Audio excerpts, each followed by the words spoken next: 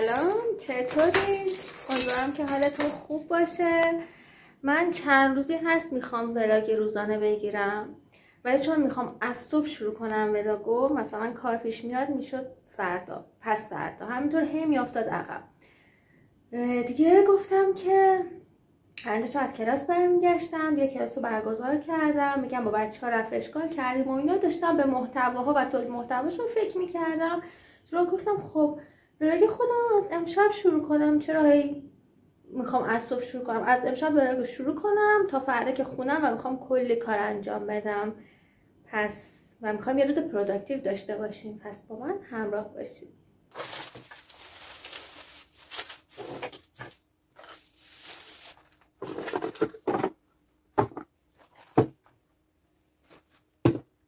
یعنی هر چقدر میخوای مرتب باشی، باز یه شرایطی پیش میاد که مجبور میشی تون کارتو انجام بدی و در نتیجه من یه چند روزی پشت میز نشستم، پنجره‌ام باز بوده دیگه، اصلا اینجوری شد. اگه این دختره فقط چلخ هستم داشتم چون کمودا رو مرتب میکردم، یه سری وسایل رو چیدم اینجا. این زمان دانشجویی رفته بودم مشهد، این تصویر گرفته بودم، قشنگه نه؟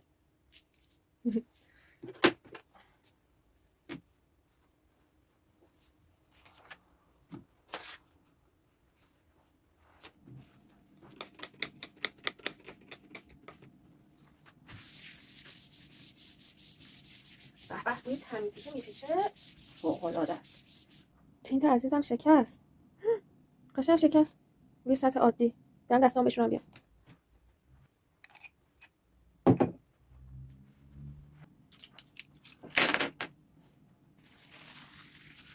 به جای این یه نقاشی جدید بکشم بکنم.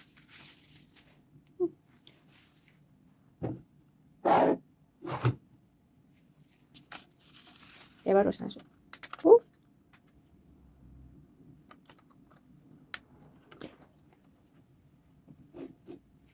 سه تا از این دفترها دارم. این دفتر یه مهارت جدیده که دارم یاد میگیرم، وقتی روش مسلط شدم بهتون میگم، برای خودم خیلی هیجان انگیزه. دفتر کلاسام، کلاسی که برگزار میکنم، نکاتی که هر جلسه میخوام بگم و اینجا تیتروار مینویسم، لطفا مثل همه. اینم دفتر تولید محتوای اینستاگرام هستش. حالا اگر ادیت باشه که نیازی نیست آموزش ادیت، ولی اگر نکته باشه بخوام مثلا همین نکته یادم باشه تو ویدیو توی دفتر نکاتو مینویسم. فکر میکنین تموم شده؟ نه یه دفتر دیگه از همین رنگ مونده، الان بهتون نشون. بله رنگ نارنجیش. اینم برای یوتیوبه. کیا مثل من عشق دفترن؟ اما کتاب محبوبم دلم میخواد دوباره بخونمش و اگر دوست داشته باشین توی شورت ویدیوها یه سری نکات یا اون صفحه‌ای که دارم میخونم و نکاتش در حد 1 دقیقه میذارم. خیلی کتاب خوبیه. خب برنامه‌ریزی امروز رو انجام بدم و بریم سراغ کارامون. یه دفتر دیگه هم مونده.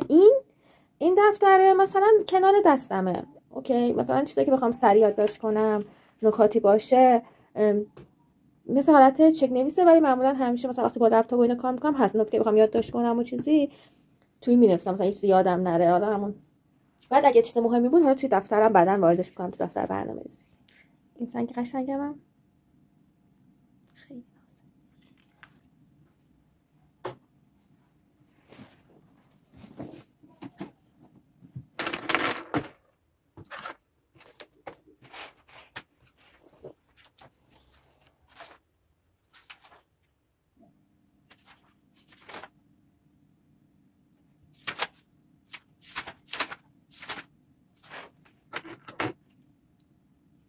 سلام از امروز، چطورین؟ امیدوارم که حالتون عالی باشه. قبل از هر چیزی میخوام ازتون خواهش کنم به این توجه نکنید، به خاطر اینکه من یک کار دستی درست کرده بودم و وقتی میخواستم نتیجه کار رو ببینم باید اتاق تاریک میشد، با اینکه شب بود بازم نور مهتاب و نور چراغ‌ها میافتاد تو اتاق. دیگه ایمان اینو اینجا پتو رو آویزون کرد که اتاق کاملا تاریک بشه بتونم اون کار دستی رو ببینم. دیگه خودم هم نتونستم جمعش کنم. امروزم باید ویدیو میگرفتیم، در نتیجه همینجا موند. بعد گفتم قشنگ رنگی هم هستی، چه اشکالی نداره.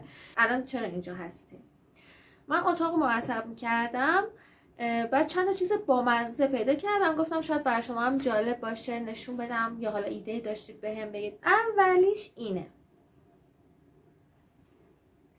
یک تخم شترمرغ. حالا این ورش عکس گاو کشیدم. فکر میکنم که برای اون سال تحویلی که سال گاو بوده به جای تخم مرغ بدم تخم شترمرغ بذارم، ولی نمیدونم چرا اینقدر بی سلیقه این کار انجام دادم. بعد این ورش یه شکلک کشیدم. یه ایده دارم برای این. خب میگم که خوبه که بیام اینو روش رنگ سفید بزنم، رنگ سفید حالت گچی اگه بشه. بعد بیام روش یه شهر بکشم، ساختمونای یه شهر. تو پینترست و اینا خیلی از مثلا اینطوری ساختمونای رنگی بلند، فکرم خیلی چیز خوشگلی بشه اگه این کارو انجام بدم. بعد که کشیدم روش رنگ جلام بزنم، برق بزنه، خیلی خوشگل میشه نه؟ و اگه ایده داشتین برای این بهم بگید. دیگه چی می‌خواستم بهتون نشون بدم؟ یه سری وسایل نوستالژی مانند هست. یکی دیگه از وسایلی که پیدا کردم و دوستش دارم این گوهای آرامشه. اینا رو خواهرم دبیرستان بود، از من 3 سال کوچیک‌تر دیگه، من دانشجو بودم، دبیرستان بود. بعد رفته بود اصفهان، اردو از اصفهان برام گرفته بود. شاید مثلا میشه گفت اولین باری بود که حالا تنهایی مسافرت رفت و بر من سوغاتی اینو انتخاب کرده بود. خیلی برام جالب بود. یعنی اصلا هدیه هایی که با توجه به شناخت تو بهت داده میشن خیلی کیف دارن.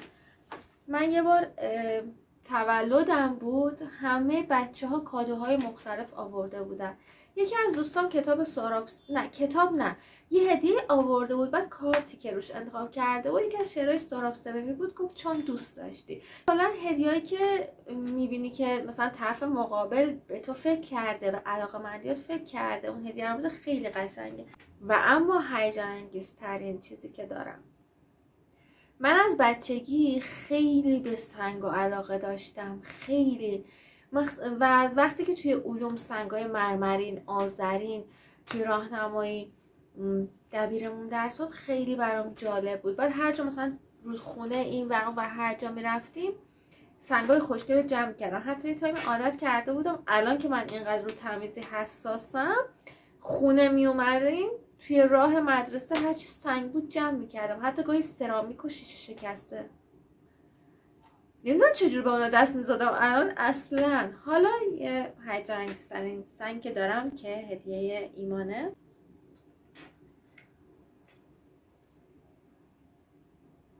این هم یکی از هدیه‌های خیلی با ارزشه، چون دوباره به علاقه‌مندی‌های من توجه شده و خیلی دوستش دارم. به خاطر خیلی بامزه از این سنگ جمع کردن دارم که بعد براتون تعریف میکنم.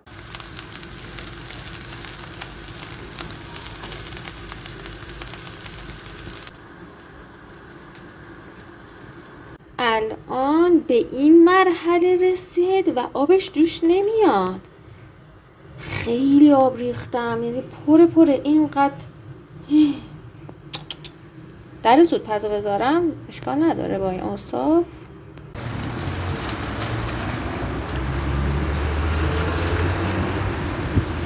خب من 2 تا کلاس خصوصی هم داشتم که اونا رفتم برگزار کردم اومدم.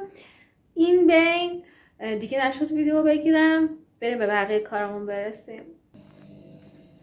میگن به بابا آدم باید جرعه آب بده، یعنی یکم آب بدیم بذاریم بخوره یا قلاب بعد دوباره آب بدیم. نمیدونم دیگه، اینقدر اینو دوست دارم. خوشگل ناز اصل. نگه چرا با این آب میدم، با این خیلی راحته. این 2 تا کنار همن دوستای خوبه هم. اینم خیلی دوست دارم. این نمیدونم چرا اینجور شده. اینم که خیلی نازه.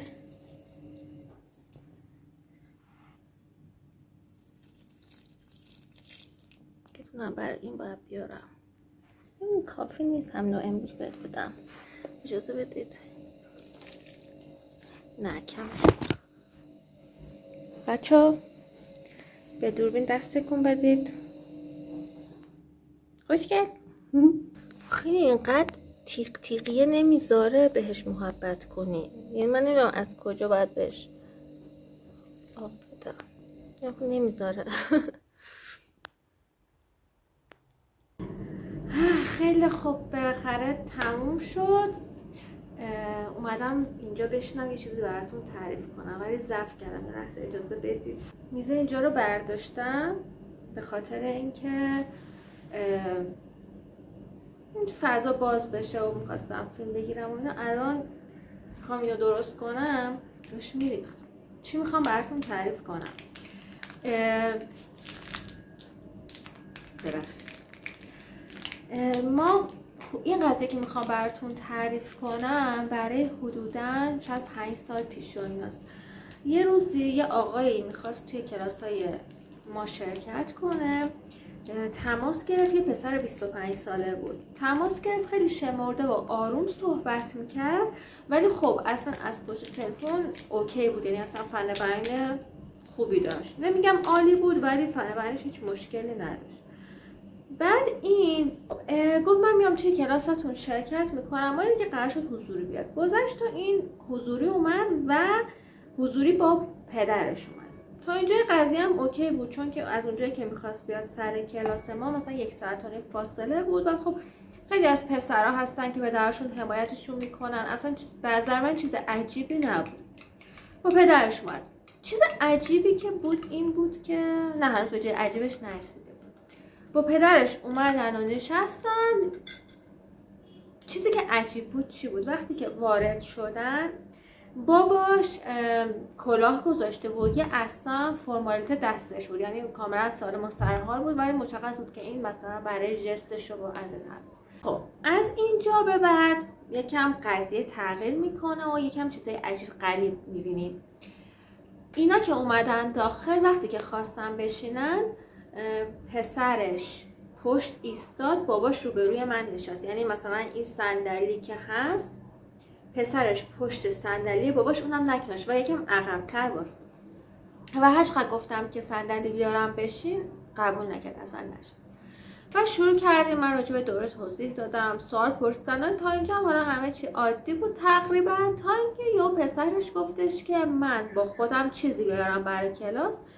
یهو باباش اینطور کرد، گفتش که تو حرف نزن، تو ساکت باش، تو اصلا میدونی کجا چی حرف بزنی چی حرف نزنی. اجازه بده خانم مهندس بگه. خانم مهندس بفرمایید. یعنی اینی که من دارم میگم تلطیف شده یه چیزیه که دیدم و اون لحظه برای اولین بار معنای والدین سمی رو متوجه شدم. تا قبل از اون والدین سمی برای من یه اصطلاحی بود که حالا توی سوشال مدیا میدیدم و خدا رو شکر دور و اطراف و حالا اون شاگردایی که میشناختم و هر کی دور میشناختم همه عادی بودن. حالا به نسبت یکی خیلی والدین خوبی داشت، یکی مثلا یکم شاید آگاهیشون پایین‌تر، ولی به طور کلی هیچ کدوم سمی نبودن. هر کس بنا به اون آگاهی که اون لحظه داشته و اینا حالا بچه‌هاشو بزرگ کرده.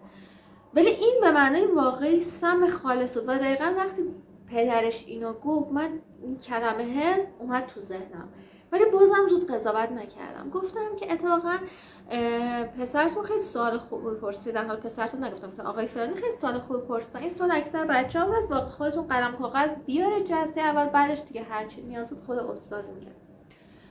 دوباره پسرش یه سوال پرسید، دوباره باباش زایش کرد، دوباره. یعنی من اگر الان بود قطعا یه چیزی میگفتم، اما اون لحظه بیشتر شوکه بودم، تا حالا همچین چیزی ندیده بودم. بعد برگشت به من چی گفت باباش؟ چش پسرش، یه پسر 25 ساله، برگشتش گفت که خانم مهندس، این پسر منو که میبینید هوش درست حسابی که نداره، ببخشید اینو میگم، دقیقاً کلمش یادم نمیاد ولی یه معنای اینطوری داشت، مثلا ارزه که نداره، میخوام اینجا بیاد 2 کلمه حرف زدن یاد بگیره، بلکه بتونه بره یه جا واسه و یعنی خیلی چیزای میگم عجیب غریبی گفت. من چیزی که یادمه مال 5-6 سال پیش گفت. یعنی من موندم به طرز رفتار باباش، یعنی هم شوکه بودم هم ناراحت بودم. بعد این پسری که توی تلفن خیلی عادی حرف میزد و اصلا مشخص نبود، از اون لحظه به بعد نمیتونست حرف بزنه. نه که نتونه حرف بزنه، انگار کلمات تو دهنش نمیچرخید، انگار میخواست حرف بزنه کلمات رو مزه میکنه که بگه. خیلی عجیب بود. خلاصه خیلی عجیب بود. بعد جلسات شروع شد. قبل از جلسه اول که برگزار شد، بعد برای جلسه دوم با کلی خجالت و عذرخواهی و اینا به من زنگ زد، گفتش که مثلا این تمرین استاد داده من چیکار کنم. بعد من راهنماییش کردم، مثلا انتظار داشت که خیلی بیشتر کمکش کنم، ولی من در حد راهنماییش کردم. بعد گفتم که ببین اصلا نگران نباش، اومدی تو این کلاس که اتفاقا این استرسا رو بذاری کنار، انجامش بده. جلسه دومم همینطور دیگه یواش یواش اوکی شد. دیگه خودش تنهایی می اومد، یه فرد عادی شد. یعنی اینو میدیدی اصلا احساس نمیکرد که این همونیه که مثلا جلو باباش نمیتونست درست صحبت کنه. گذشت و جلسه آخر شد و خوشحالم می اومد و دیگه همه چی اوکی بود تا اینکه کلاسا تموم شد. یه 2 هفته که گذشت پدرش به من زنگ زد. برگشت گفت خانم مهندس. گفتم بله. این پسر ما که تغییری نکرده، این کلاس هم به دردش نخورد و چند تا چیز دیگه. بعد من گفتم که اتفاقا تو کلاس خیلی تغییر کرد، خیلی بهتر شد، اصلا دیگه مثلا راحت صحبت میکرد و اعتماد به نفس خوبی داشت و اینا. گفت نه ما که تغییری ندیدیم. روم نشد. یه چیزی بهش گفتم یادم نمیاد چی بهش گفتم، ولی روم نشد بگم تویی اونی که باعث میشی پسرت کنار تو نتونه صحبت کنه. یعنی پسرش اگر بهترین سخنران دنیا هم میشد، اینقدر باباش رو این زوم میکرد و اعتماد به نفسش رو میگرفت. خب معلومه این تو جریان کلاس خوب شده بود، جلوی چندین نفر صحبت میکرد، میومد میرفت، اصلا کلامش عالی بود. خب معلومه وقتی برمیگرده تو اون خونه دوباره تو هستی، دوباره حرفات هست، دوباره اون فشارهای روانی که بهش وارد میکنین هست. و اگر الان بود من واقعا به پدرش میگفتم، یه چیزایی میگفتم، حالا شاید تاثیر داشت، ولی اون موقع نمیدونم چرا نگفتم. روم نشد، احتمالاً روم نشده که بگم. به هر حال امیدوارم که واقعا راهش رو پیدا کرده باشه، امیدوارم که بتونه به خودش اومده باشه و نخواد معیار خودش رو صحبت‌های باباش قرار بده. واقعا خیلی عجیب بود. حالا برعکس این، من تو دوران کارشناسی که کارآموزی رفته بودم، مثلا اونجا من بودم و حالا مدیر اونجا کارمندا بودم، یه پسری اومد، یه پسری وارد شد، با یکی از این کارکنان سلام علیک کرد. کارکنان گفت آره فلان جا برای کار هست، بیا بریم، و با پسر رو برداشت برد. پسر رفت، این کارمنده، چرا همش میگم کارمنده برگشت. وقتی که برگشت بابای پسر زنگ زد، حال احوال کردن و اینا. ماجرا چی بود؟